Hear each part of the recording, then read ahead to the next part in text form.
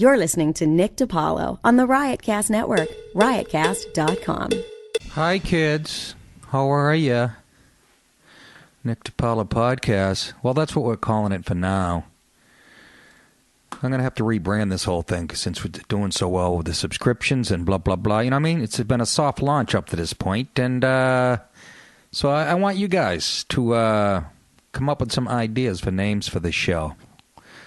And before you send them to me or whatever, if you tweet them or whatever, before you do that, Google them, because a lot of things you think are going to be clever and funny are already taken, which I've found out.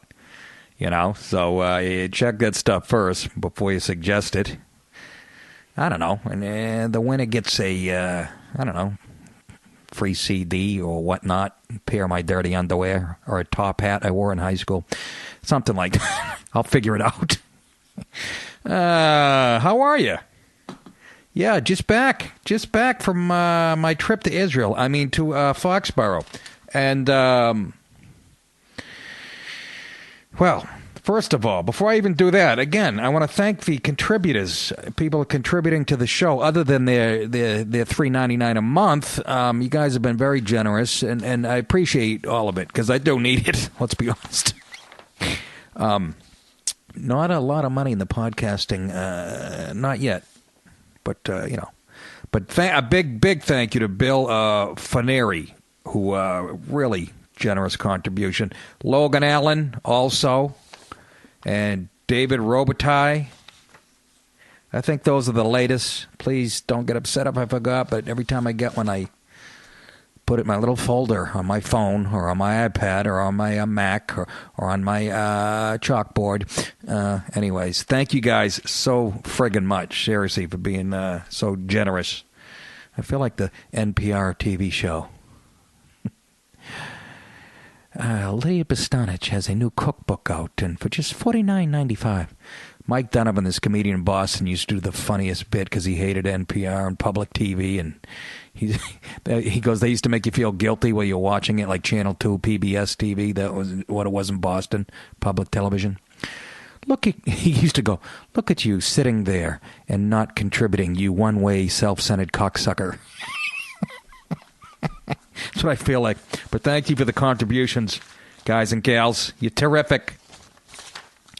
Yeah.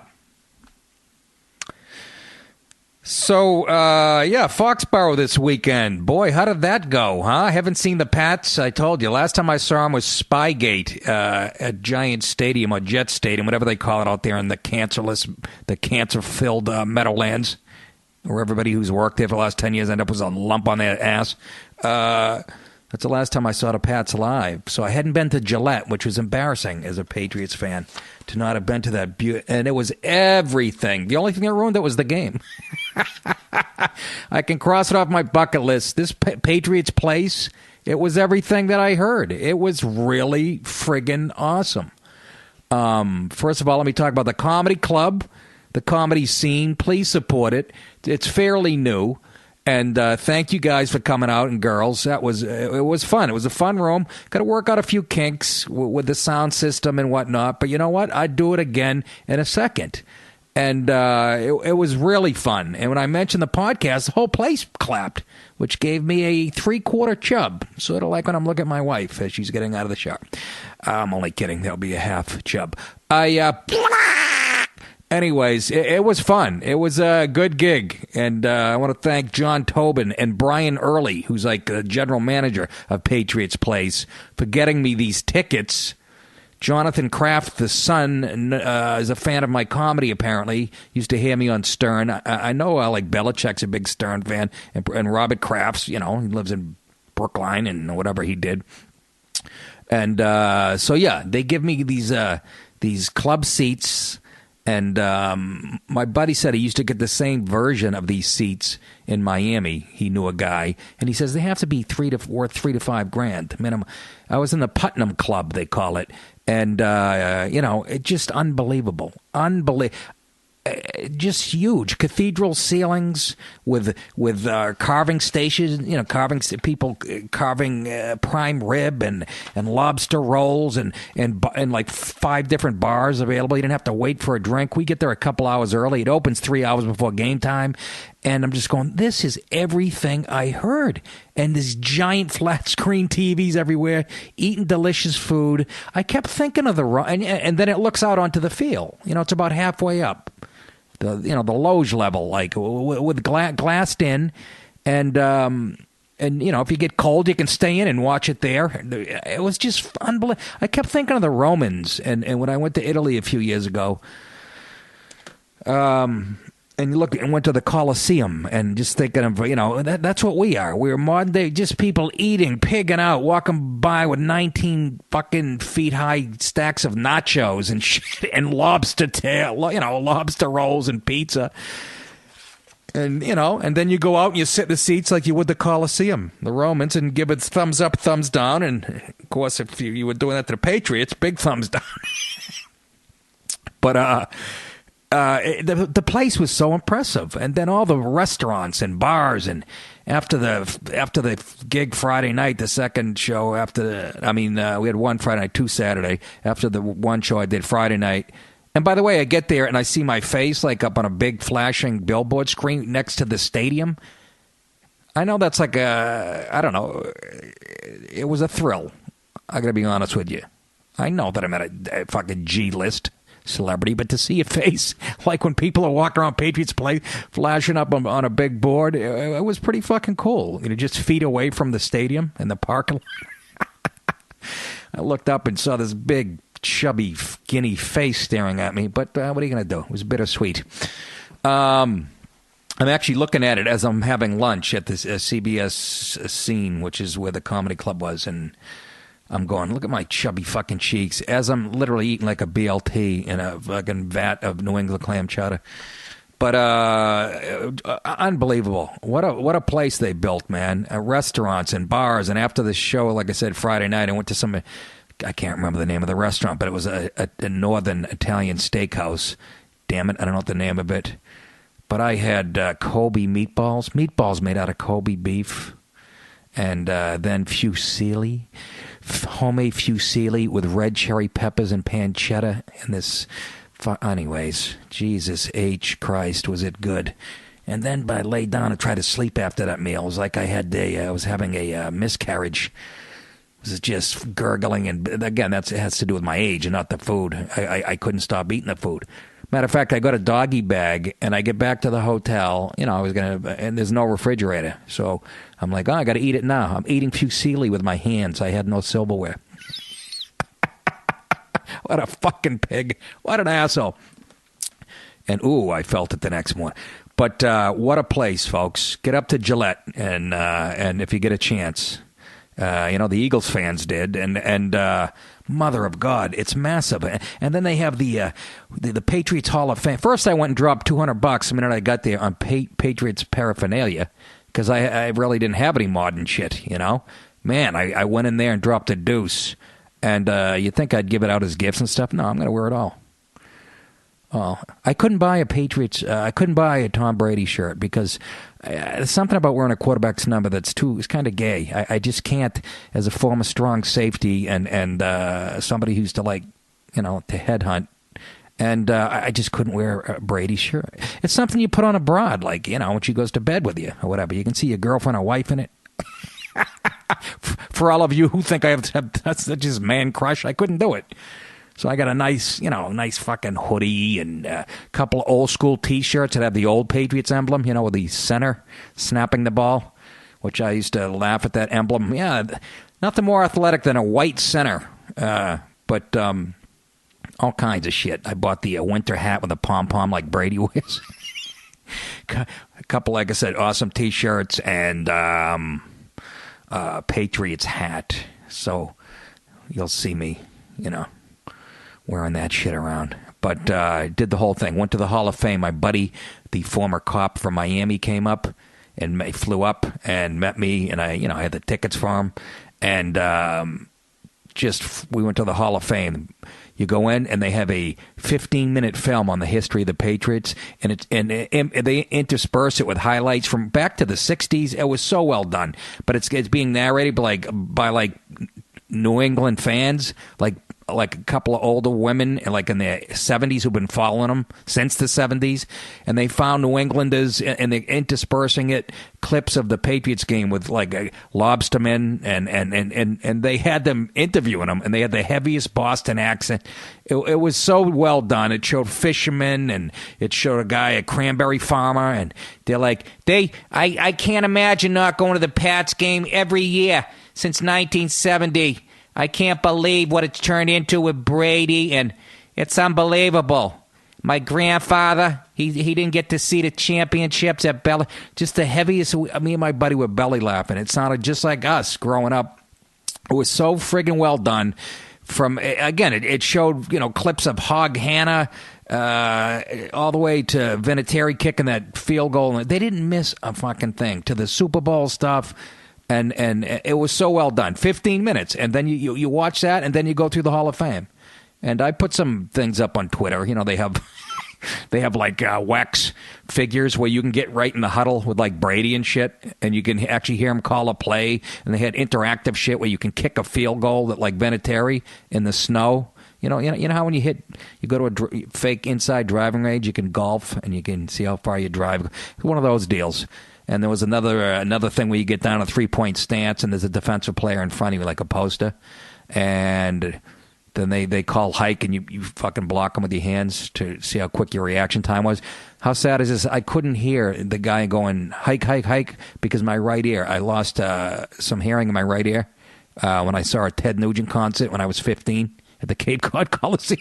So I'm down in a 3-point stance, and there's people waiting to use this thing, and I couldn't fucking hear it. My buddy's pressing the button.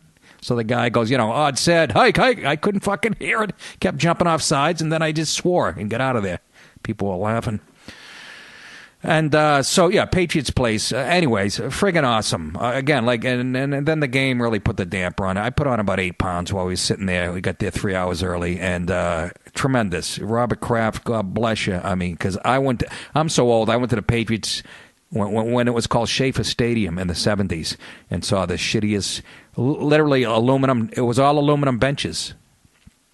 Like you'd see in the bleachers, aluminum bleachers. And Robert Kraft used to sit there, if you guys don't know that. He had seasons tickets and watched those horrible teams and ended up creating this empire. And they got the lighthouse, this huge lighthouse that you've seen on TV, I'm sure. And then they blare the friggin' music. They blare the music when the opposing team has the ball, in between snaps. They'll play loud shit. I don't even know how they can hear themselves in the huddle. But they don't do it when the Pats. I don't know how that's legal. That's like an advantage. But with the Eagles yesterday, it didn't matter because they go no huddle. They'd start to play 1/8 of a second of an Aerosmith song, and then they'd have to shut it off. But the Pats, we saw. I said to my buddy when the Eagles went ahead, I go, wouldn't it be funny? You and I, we were planning on leaving early anyways, just to beat the traffic. If you've been there, it's a nightmare. It is Route 1 leads out to the stadium. It's only 2 lanes, and it can take 2 hours to get out of there. That's the only thing that they still have to fix. So we were planning on leaving regardless, at the end of the third quarter. But I said to my buddy in the second quarter, can you imagine, we were joking before the game that hopefully the Pats will blow them out, we can leave early. But then I go, when the Eagles went ahead, I go, can you imagine if it turned out the other way? We leave, but which wasn't the case. We were going to leave early regardless. But we left to the fourth quarter. We stayed to the fourth quarter. But even at halftime, even with a few seconds left in the first half, we started to head up inside to beat everybody to the bathroom and get more food or booze or whatever we were doing, And you know what happened. We're walking up the steps, we got our backs to the field, and we hear this.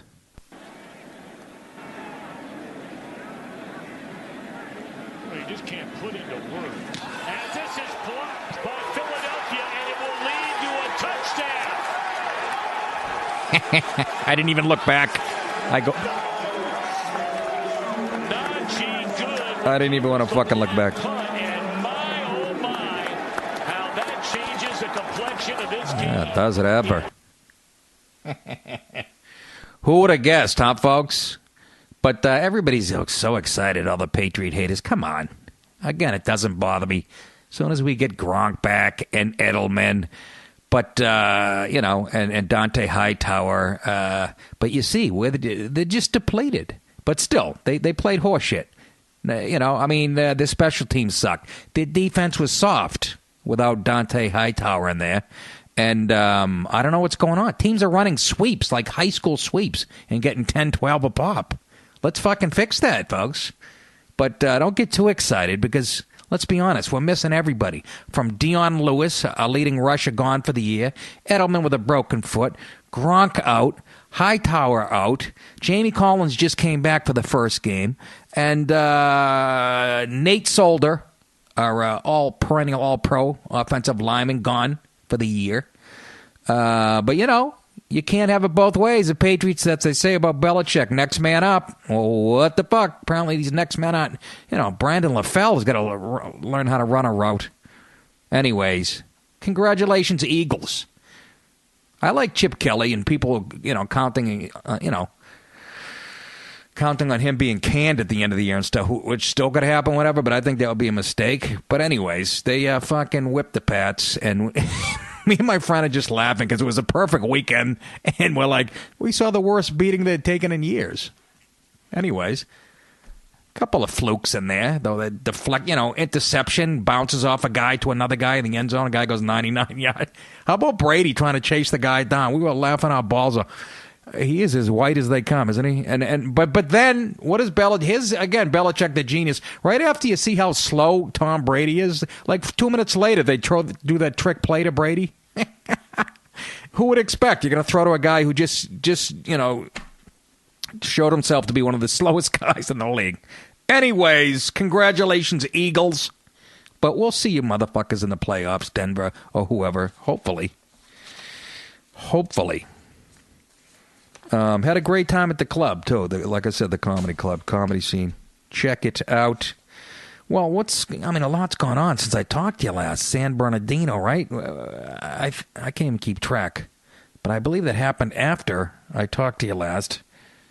Anyways, Obama gave a speech on it last night and addressed the nation. And, it's easy to pick apart speech. But, Jesus, when you're sitting there watching it and shit's jumping out at you that's like, oh my God, what is he? You got to call him on it. They weren't too easy on Bush every time he gave his dumb speeches. So there was, I don't know what to think of Obama. Sure, he's being sincere. I can't tell anymore. Like I said, sometimes I think he's a Manchurian candidate. I don't know what to fucking believe. Again, I think the world is run by 10 guys in a room, Illuminati, whatever you want to fucking call them. So I don't know. But let's play some clips of the speech and the few things that jumped out at me that seemed kind of fucking silly. And addressing, radicalization and all that San Bernardino shit and ISIS over here and people being radicalized online. I start right from the beginning, and this is really, I know, probably politically incorrect, but if you're a Muslim living somewhere else, why would you come to the United States? Why would you come here? Because every bit of our value system clashes with yours, all your beliefs and your morals, and why would you come to a society? I guess you're escaping religious persecution, I guess, but why would you come here?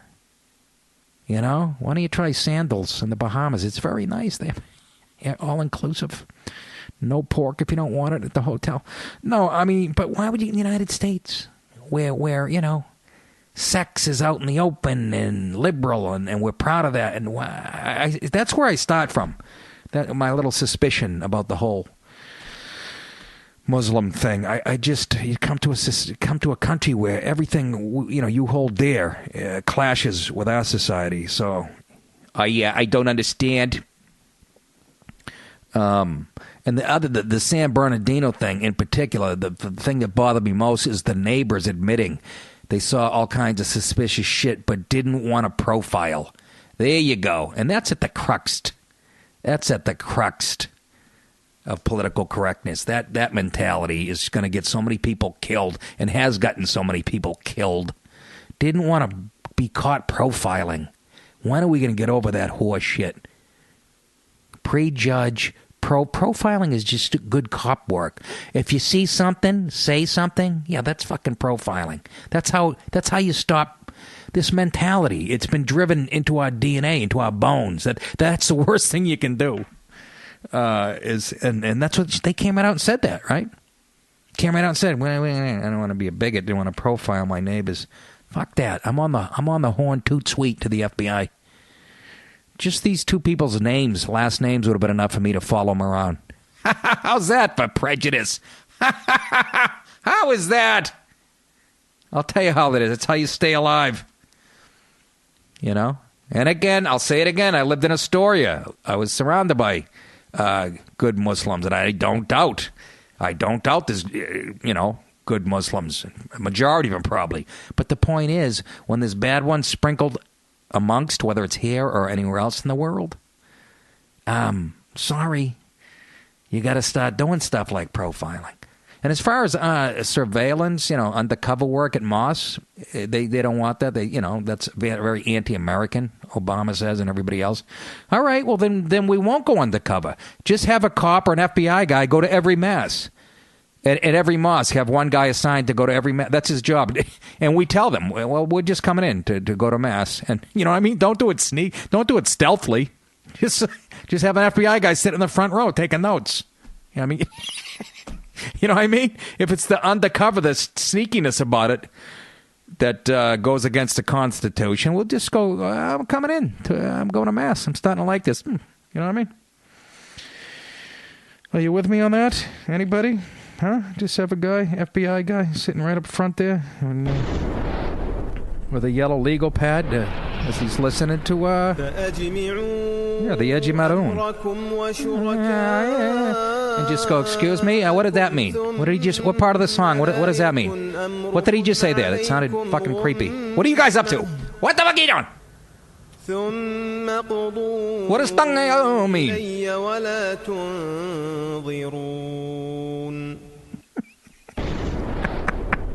Any song that begins with a sound effects of an explosion, that gets my dander up.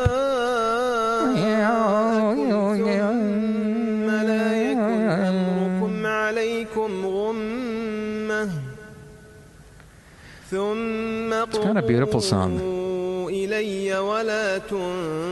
But then you come to our country, you come over as a Muslim, and you have to go from that music that you listen to this type of stuff. That's not going to sit well when you come over here from Yemen. And then eventually you're going to ask to change. So that's what I'm saying. I just don't fucking... Anyways, you know what I'm saying, don't you? Sure you do. I'm trying to be fair here. I'm trying to be fair. Let's go to the Obama speech and, a few things that popped out at me. Started talking about, at the beginning, he refers to the killers, San Bernardino, that they, embrace some type of perverted version of this religion. But it is clear that the two of them had gone down the dark path of radicalization, embracing a perverted interpretation of Islam that calls for war against America and the West. But my question is it really perverted? Because even like the Muslim countries that are considered our allies, whatever, they don't let women drive.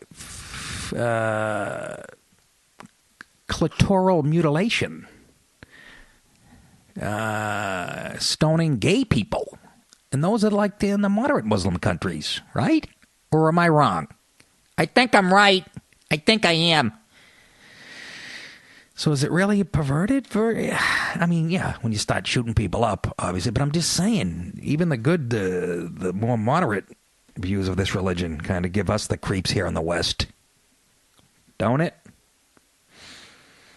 Then he brings up, obviously, it turns to gun control. That was the thing. I got done with a podcast, and some guy tweeted me, how do you like your... And I think he followed me. How do you like your right-wing buddies now? And I didn't even understand that comment. I'm like, it's not even politically motivated. But I'm guessing he meant, even Joe Matter, he said, probably meant the gun thing. And I'm like, yeah, I could see how you wouldn't want to have a gun when some guy fucking storms into a conference. I don't want to get into it. But, let's get into it because he mentions, the president mentions some of that. become better at preventing complex, multifaceted attacks like 9/11. Terrorists turn to less complicated acts of violence, like the mass shootings that are all too common in our society. This type of attack. The mass shooting, yeah. And again, mass shootings, you got to look up the definition of that. That's 4 or more people, I think, it gets killed in a shooting, basically. I'm paraphrasing. But, that includes every time there's a drive-by in South Central L.A. or Chicago and the projects every weekend that this happens. You understand those are mass shootings, and they are included in the numbers. So, you take those away, and you don't have one every day in this country. Not that you can ever make an... I'm just saying, let's not start playing word games. You know what I mean? But the point being, you understand, no matter how many laws are on the books, and we already have a zillion, the bad guys are going to get guns. They go around the the fucking arguments, for Christ's sake.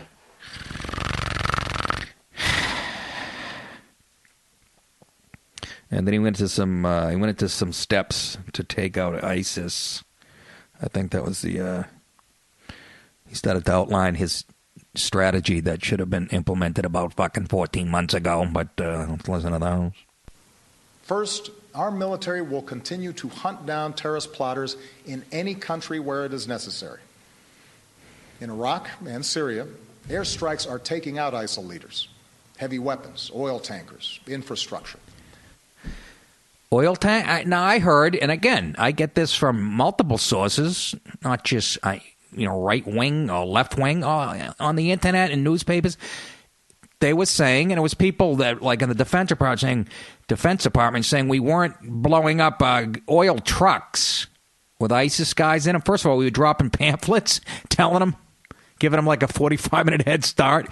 And we didn't want to hit the oil fields or the oil trucks because they were afraid of the damage it would do to the fucking environment. So maybe he changed. Are we finally hitting? Because that's how ISIS makes their money, through selling oil that they steal. So, but that was what was being said last week, that we weren't hitting those oil tankers or trucks or whatever because of maybe he's changed because of him. They're worried about the environment. Like, that's important when you have no country. The fucking environment. And again, remember, climate change is more of a threat to you folks than ISIS. Like those two people in San Bernardino were sitting in their apartment going, is it hot in here or is it the Christians? Let's get our fucking guns and...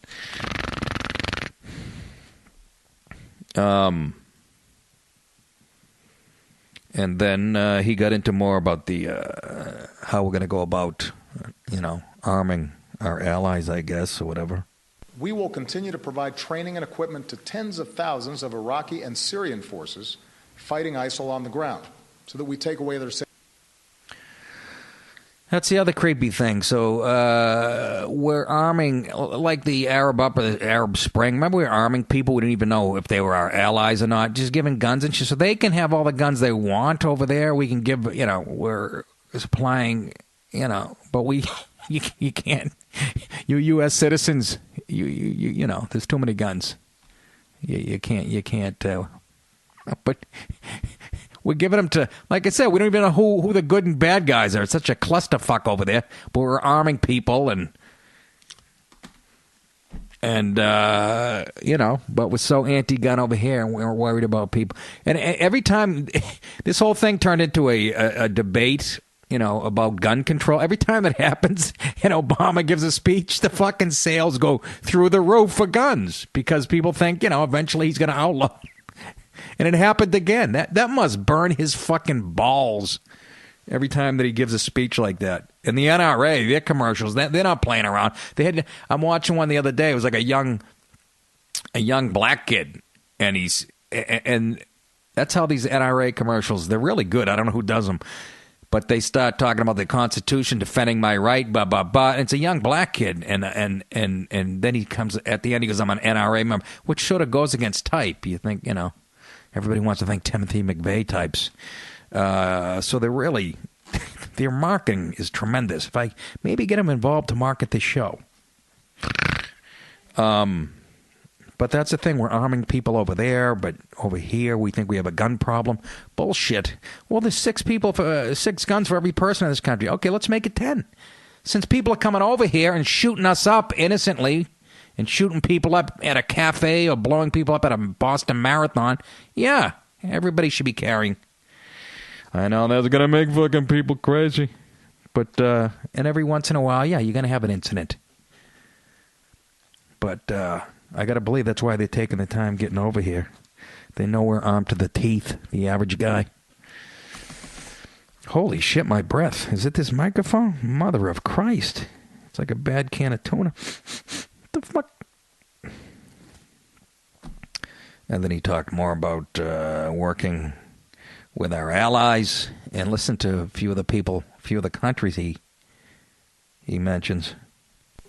With American leadership, the international we don't have any. Has begun to establish a process and timeline to pursue ceasefires and a political resolution to the Syrian war.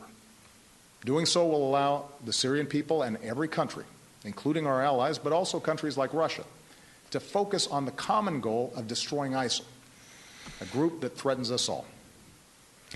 Russia. We've got to work with Russia. The same Russia that's killing, the Free Syrian Army over there. The rebels we're backing. We're going to help. Russia's going to help us. That's where I get fucking scared. I don't know. Putin doesn't seem like the type. I mean, he'll help us kill ISIS. He'll put on that front, but he's still we all know he's propping up Bashar, whatever the fuck his name, the president of Syria, who, uses chlorine and gas on his own people. And, anyways, it kind of creeps me out. We have to rely on Russia. Mamma mia. A little more of the speech. There are several steps that Congress should take right away. To begin with, Congress should act to make sure no one on a no-fly list is able to buy a gun. What could possibly be the argument for allowing a terrorist suspect to buy a semi-automatic weapon? This is a matter of national... I don't know. With the Second Amendment. I don't know how that works. About the... that makes sense to me. How can you be on a terror watch list and get a gun? But I don't know what you have to do to get on a terror watch list. If you haven't broken any laws or whatever, that would be against the Constitution to prevent you from buying a gun. So I don't even know. But you know what's creepy? I have a story related to that. 72 employees at the Department of Homeland Security. You get this? You believe in this? 72 employees at the Department of Homeland Security are listed on the U.S. terror watch list. What the fuck? What? 72? How is that fucking possible? No. Yes. No. Yes. No. 72. No. Yes. No. Yes. No. Not this fucking time. No fucking way. No. No fucking way. It is. Stephen Lynch from Massachusetts. He's a politician. Democrat, by the way. He's a representative. Disclosed that 72 people at the DHS are on the terror watch list. Back in August, they did an investigation. The Inspector General did of the DHS, and 72 of them on the terror watch list. Help me! I used to joke around when I fly out of once in a while. I'll fly out of even LaGuardia or Kennedy, but when I fly out of Newark, I remember being with either Artie or somebody and going, "Is every person at work here look like they just fucking got here from Yemen about 6 minutes ago?" I'm seeing the Muslim beards and the fucking. I'm like, what the fuck? So I guess this isn't completely implausible. And he's talking about, we all know how feckless the TSA is because they hire people that couldn't cut it at Wendy's. Lynch referred to that to a recent report that found the TSA, which is overseen by the Department of Homeland Security, failed 95% of the attempts. They test them every once in a while. They'll set up decoys to try to sneak bombs and guns in to see if the TSA is doing their job. 95% failure rate.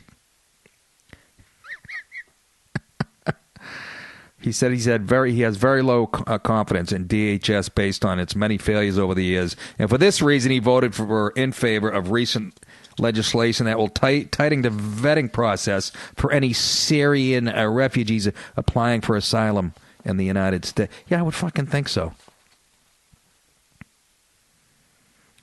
He says, I have very low confidence based on any empirical data that we've got on the Department of Homeland Security. I think we desperately need another set of eyeballs looking at the vetting process. How about no vetting process? How about we don't let them come over for a while? Can you fucking quit worrying about being called a racist or a bigot by the leftist douche fucks?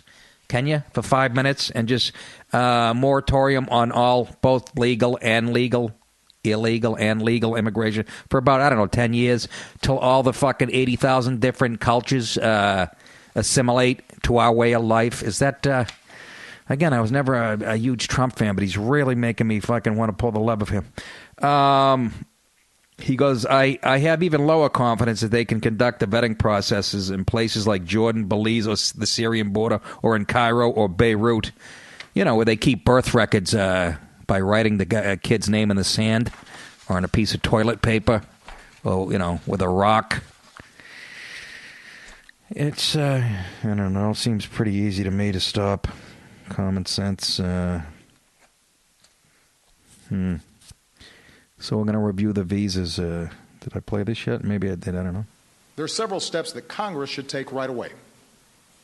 To begin with, Congress should act to make sure no one on a no-fly list is able to buy a gun.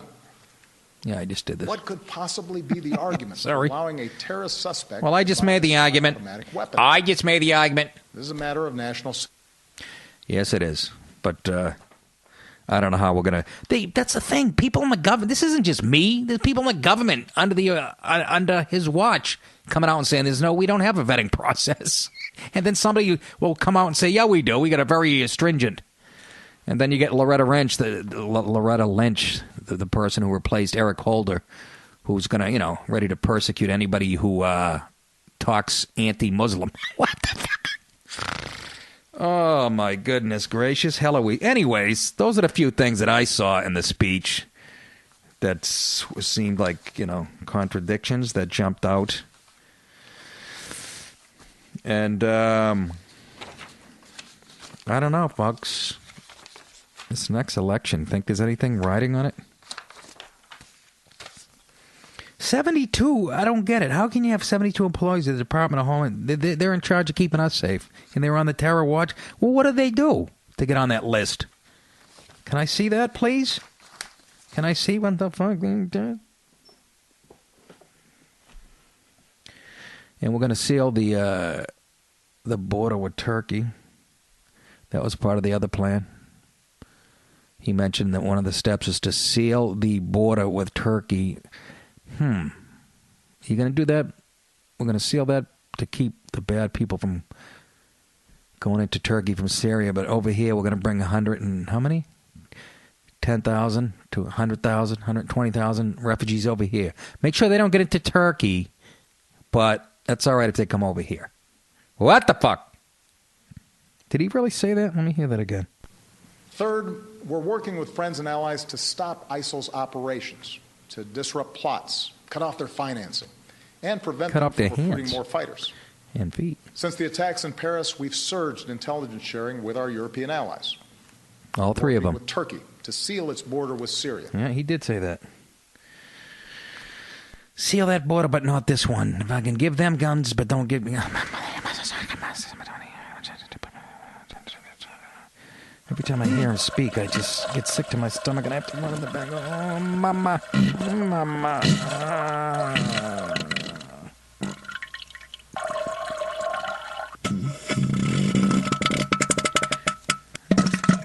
This is my review of the speech.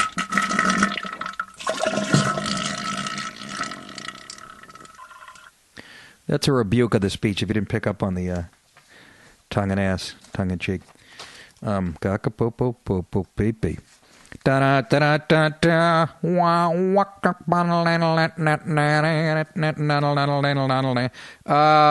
What else in our society of that's making me fucking crazy We have this story, and I mentioned this in an earlier podcast because I experienced it myself.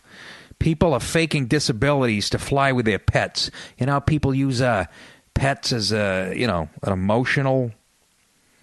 They're deemed emotional, for their emotional well-being.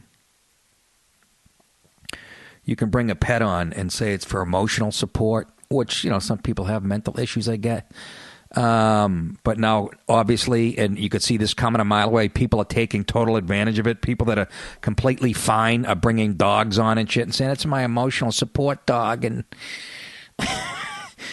because something called the Air Carrier Access Act, you have to let people on with their pets that have emotional problems. And I mean, the people don't know, not the fucking pets. But it's becoming like an epidemic. And who didn't? Obviously, no friggin' shit. People are bringing dogs, pigs, even miniature horses. Deemed necessary. For their emotional well-being. Originally meant for those who could barely function without the support of an animal, it is now. When was that, though? When did you? How about a husband or a fucking wife? I'm gonna bring on my fucking billy goat because I'm fragile mentally, emotionally unavailable, and originally meant for those who could barely function without the support of an animal, it is now broadly used by people who enjoy the comfort of their pets. Of course, that's what we do in this fucking country. Listen to this. A guy had a miniature horse which didn't fit comfortably in the back. Imagine you're in 33C and he's in 33B in the middle seat with his fucking miniature pony. This actually happened. I'm not making this shit up. I'm not making this up. This actually happened.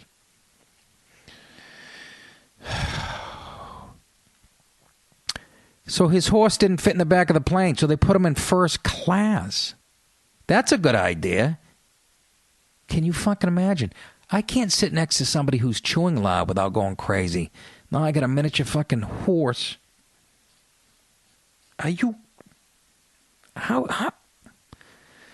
So he's put in first class, says Eric Lipp, executive director of Open Doors Organization, an advocacy group for people traveling with disabilities. The airline made the horse wear these little shoes so it didn't scuff the plane, but it pooped all over, and the other first-class travelers weren't happy. Imagine ringing your call button. Sir, can I help you? Yuck, you got this Shetland pony shitting in my loafers, you fucking titless bitch. Fuck you! That's all that deserves. Fuck you! Fuck to the airline. Fuck you! Fuck you! Fuck you! Imagine you're stuck in first class and then there's a flight delay and the person sitting next to you, his pony is shitting all over the place. This doesn't happen in third world countries. But we have to accommodate everybody or there'll be a lawsuit in this fucking faggy country, you fucks. And the people who really need the support animals, they're pissed off at the people who are faking it. I'm pissed off at you. How about that? If you're that fucked up and fragile emotionally, stay the fuck home. You shouldn't be flying. You're not mentally well. Oh, Nick, that's terrible. There's a whole... Shut up. You heard me. Stay off the fucking plane. Take Greyhound. Nobody even notice if you sneak a pig on or a goat or a couple of ducks. You ever been on Greyhound? Just you don't belong on a fucking plane. Okay? Both of you. People who are faking it, you're douchebags, and people who are too emotionally fragile. How about a stuffed animal? How about a teddy bear that looks like your real pet bear? Can you bring that on? That won't do it.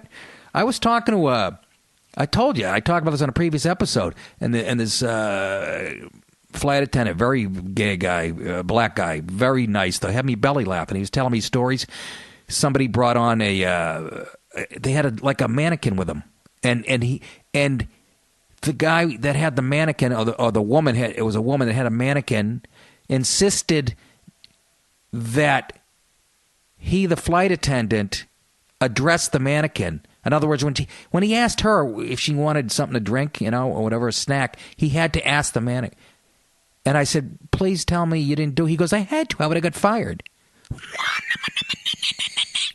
What? Fuck you! That's what you should have said to her. Fuck you! Fuck you! Fuck you! By the way, that reminds me. That was Mel, the cop from Scarface. But that reminds me, the great Robert Loggia. Frank Lopez and Scarface passed away this weekend. You know him he was in Big, too. Remember? Doing the dance in the toy store on the giant piano with fucking Tom Hanks. But you remember him from Scarface. You remember he was Feach LaManna in the last season or two of The Sopranos. Well, he passed away at 85. Fucking great actor. He had Alzheimer's, by the way, for 5 years. But I just wanted to bring that up. Anyways. I'd like to see him on a fucking plane, sit next to a lady with a goat on her lap. Just fucking... Fuck you! Exactly. But how about this in this article? Some of the pet owners feel that the high prices and a stressful travel environment justifying them bending the rules. Well, you can use that logic for anything, can't you? I don't like to fly either. You know what makes me very relaxed after I jerk off? Have a glass of wine and then yank it. I guess I could do that, right? Maybe I'll squirt it all over your pet goat, you fuckhead. Can you fucking imagine? They feel justified and do it because the fees and the airlines treat us like shit. Yeah, but how about you fellow passengers? I mean, you can't even have peanuts on the plane because people are allergic to peanuts, but you can have like a giant Siamese cat with all that dander and shit because it's... How does that support you emotionally? What are you, fucking 2 years old? For a pet to be classified as an emotional support animal, an owner needs a note from a licensed mental health professional, such as a psychologist, a psychiatrist, or a social worker. That's who's flying next to you, folks. You might as well be taking a fucking bus. That's who's flying next to you. My uncle touched me when I was 7. I have to bring on my fucking pet snake. Ugh. And of course, yeah, they're not going to take advantage of that, right? Doctors and because they're all on the up and up. Entrepreneurial types have caught on to the business opportunity of providing such notes. Countless sites now provide emotional support vests. Emotional support vests? And necessary letters for fees ranging from $59 to $200. You can get a note from a fucking fake doctor, I'm sure, saying, this guy's fucked up. Put him in 1C. Airlines are usually very compliant because fines for refusing legitimate support animals can run as high as $150,000.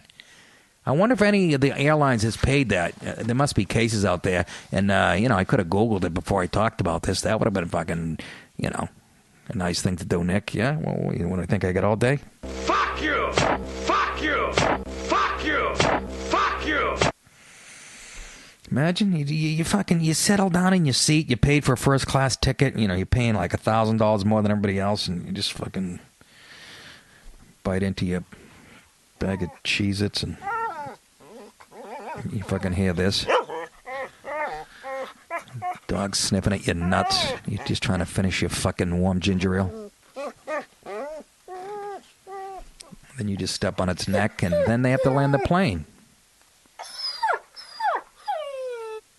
How about my wife, when we lived in L.A., she used to take she had a little dog, ugly little thing, half Chihuahua, half dinosaur. I don't know what the fuck it was. It was like a black calzone with legs. It was just so fucking ugly, but she loved it. Anyways, the thing got loose. The thing got loose out of her. She had a little bag that she carried in, and the fucking thing got loosed, and it was running down the middle of the aisle, shitting. Nice wet dumps. It had like diarrhea. Can you imagine my poor wife? The dog was shitting all over the place. Can you imagine? I would pay to see footage of that. Anyways, stop doing that. One lady brought a tarantula on. She had an emotional support tarantula. Okay? She had a lot of anxiety over takeoffs and landings. Then don't fly! Stay the fuck home and play with your pet tarantula. In other words, for her giant bush. Of course, it took her mind off the problem, but terrified other people who were scared shit of spiders. Can't have peanuts, but you can bring on a pot-bellied pig or a fucking... Anyways. Unbelievable. Travel site inspired citizen founder Anthony Berklick believes that travelers who bend the rules are they feel justified in bending the rules. But he also says that people who are taking advantage of it are just, they're just being selfish, self-centered, rotten scumbags. I agree with that one. First time that happens, I told you, a guy had like an English bulldog. This is one of my earlier podcasts about a year or two ago. I don't know. He's getting on the plane. He looked fine. He had like an army jacket on, scruffy beard, young guy, healthy. And the dog had a stupid... You put like an orange vest on the dog. It looks like a Con Ed worker. Excuse me. And, I need it for support. I knew. I'm like, what the fuck? Sure enough, what happened? The flight had to be delayed because they couldn't make a ruling on whether this guy could have this dog on or not. And the flight attendant, they all got off the plane and they were talking, blah, blah, blah. We sat for close to an hour delayed because they were trying to decide a ruling on this Mama Luke and his dog, and he had to get off. No shit. Even the dog looked... I'm like, how is that? He's perfectly healthy. The dog looked like semi-retarded. You know, bulldogs are funny looking anyways, but this thing didn't look that healthy. His back legs are kind of dragging. Support what? What, are you going to use it as a flotation device? What the fuck? Anyways, stop it, you assholes out there, you weak-minded, emotional cripples. Stay off our fucking planes. Okay, take a segue from Vermont to L.A. Have your dumb goat pull it. I don't give a shit. And finally tonight...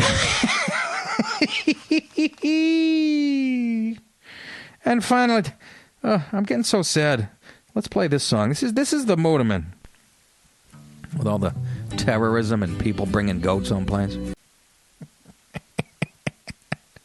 Who's losing his mind? I am. And finally tonight,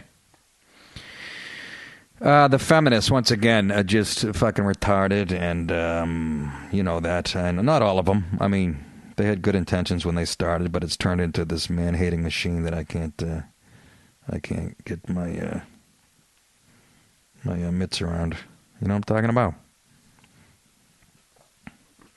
Anytime we talk about feminists, we have to...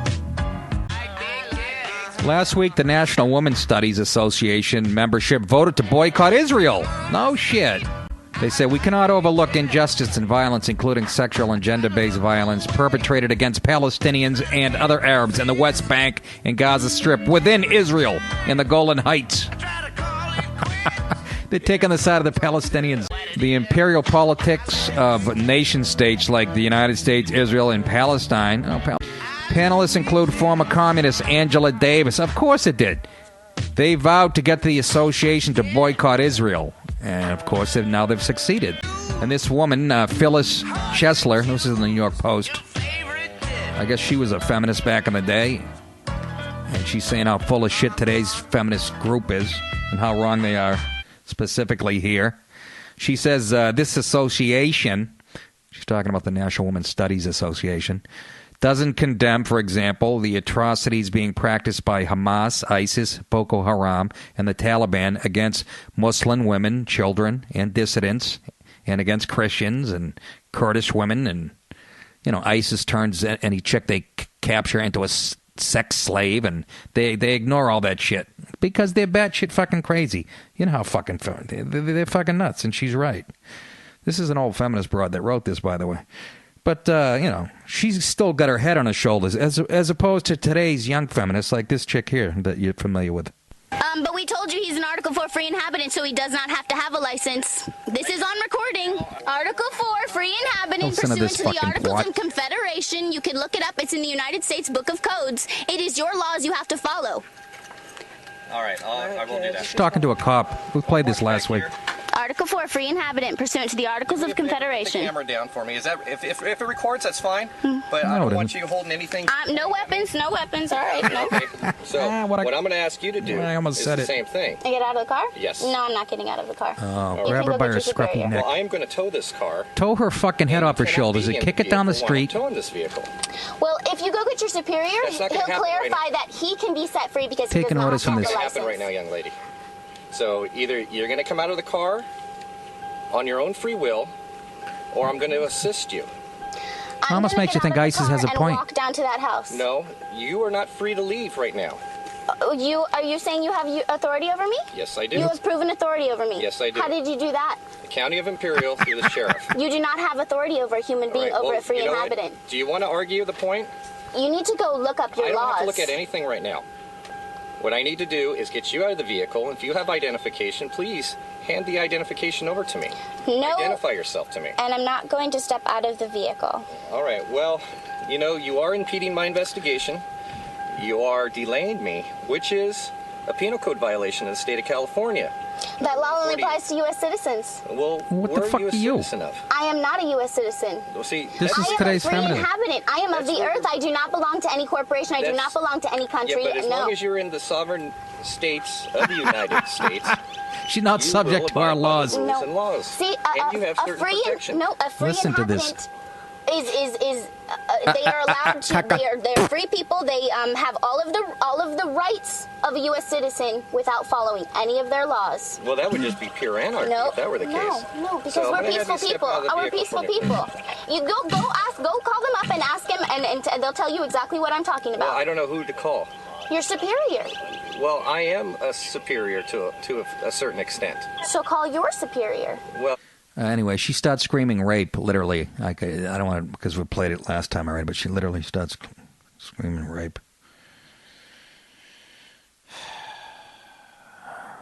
If I can believe it. Anyways, it was a good article, I thought, how nutty they are. She says, and this is, again, a feminist wrote the article, an old school feminist.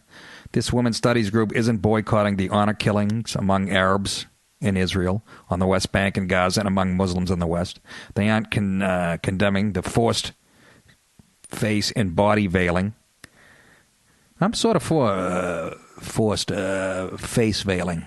Start with Hillary Clinton and Nancy Pelosi. I'd like to see their face veiled in fucking 2 inches of dog shit. This shit goes on in Afghanistan and Saudi Arabia. They're forced to wear their hijabs, and like I said, a few of the chicks at MSNBC, I might be for that one, actually. The association doesn't focus on the pervasive nature of female genital mutilation. I don't know. After I have a good sex with a girl, it's a form of no, I'm just kidding. That goes on in Egypt. Or the increase in child marriages across Arab and Muslim world. They ignore all that shit, the feminist whores, the mustachio pig faces on the far left, and they're condemning Israel. Anyways, once again, on the wrong side of the law. Anyways. What's this do, this button? It says blowjob.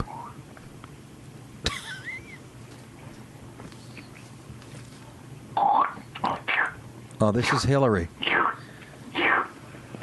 This is the best thing she did. Oh, yeah, baby. Do it one more time. Oh. She put that in her resume. This is one of her accomplishments. She sucked the penis of somebody who became president of the United States. That, I will give her a check mark. That was offensive, Nick. I know it. Anyways, kids, good to be back. Good to talk to you again on a Monday and whatnot. And I think I've covered everything I'd like to. Again, don't get excited about the Patriots' demise, because we heard about that in week 4, was it last year, when they got smoked on national TV by the Kansas City Chiefs. And everybody's like, Brady's done, and Belichick, this could be the done. How did that turn out? I think we all know. But you know what? Eagles fans were there, and, they made the trip. They can get excited for a while. Like I said, I kind of like Chip Kelly. So, but that was pretty ironic, huh? I get I get tickets from the Suns owner of the Patriots, and we watch one of the worst shellackings that's happened in a few years. But if you get a chance, go to Patriot Place. I don't care what team you pull for, because it's awesome. You youngsters out there, a lot of drunk broads stumbling out of bars and restaurants, and you know what I'm saying to you? And go to the comedy club, the comedy scene. Support that, because I'd like to do it again. It's fairly new. Is that it? Again, thank you to all the contributors. That's all I got for now. That's all I can think of. But we'll talk some more. Sure. Lee, tell him how I feel about him. Both subscription and non-subscription fans. I love you for helping me to construct of my life, not a tavern. He's a fag. I love you because you have done so much to make me happy. He's a fag. Stop that. Without a touch, without a sign. You have done it by just being yourself. Perhaps after all, that is what love means. And that is why I love you. Good day, everybody.